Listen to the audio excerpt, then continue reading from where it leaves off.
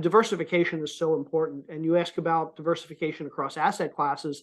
So, for example, I invest in multifamily. I also invest in single family, self storage. But it's not just asset class that we should be diversifying across. We should be diversifying across location. Not all areas are going to get impacted equally. There are going to be some areas that are going to get hit harder than others. We're already starting to see that in the commercial space. The coastal cities are getting hit a lot harder than the Midwest and the inland cities.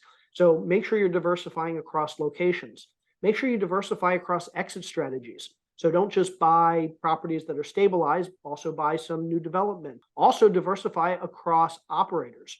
Invest across different types of syndications and funds that are run by different operators, because that way you'll have some diversification across a knowledge space, you'll have diversification across the experience of the operators, and you'll have diversification across how these operators manage their properties. Especially going into tumultuous economic times, diversification is literally the single best way to hedge and to protect your capital.